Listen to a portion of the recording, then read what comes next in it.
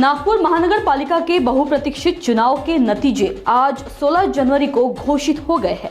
इन नतीजों के साथ ही नागपुर के सभी 38 प्रभागों की राजनीतिक तस्वीर पूरी तरह साफ हो गई है। इस चुनाव में कुल 993 उम्मीदवार मैदान में उतरे थे, जिनका भविष्य आज मतगणना के बाद तय हुआ। नागपुर शहर में कुल 38 प्रभाग है, जिनमें से 26 प्रभाग 4 सदस्यीय और एक प्रभाग 3 सदस्यीय है। मतदाता संख्या 24,83,112 है, जिसमें 12,26,690 पुरुष, 12,56,167 महिला और 256 अन्य मतदाता शामिल है।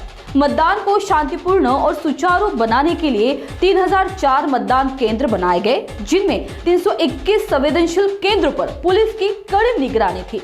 नागपुर महानगर पालिका चुनाव 26 के नतीजों ने शहर की राजनीतिक तस्वीर को पूरी तरह बदल दिया है। अब साफ है कि नागपुर में बीजेपी के नगर सेवकों की संख्या बाकी पार्टियों की तुलना में सबसे ज्यादा रहेगी। चुनाव से पहले सवाल यही था, क्या नागपुर पर एक बार फिर भगवा लहराएगा या सत्ता का समीकरण बदलेगा?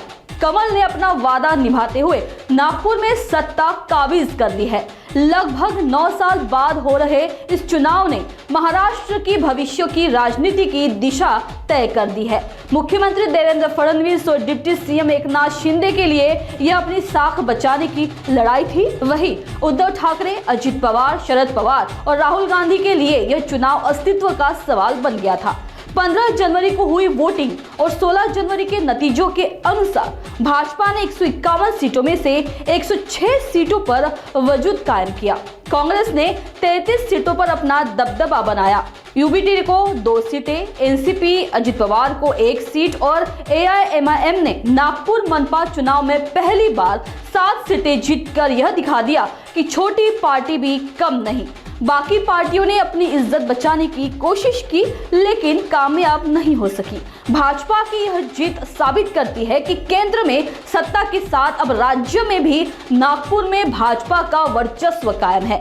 जीत के दावेदारों में खुशी की लहर देखने को मिली, जबकि कई उम्मीदवार हार का गम महसूस कर रहे हैं। नागपुर का समीकरण अब भाजपा की सत्ता आने के साथ बदल गया है। अब सवाल यह है कि भाजपा किए गए वादों में भी खरा उतरेगी या नहीं। आप देख रहे हैं नागपुर समय।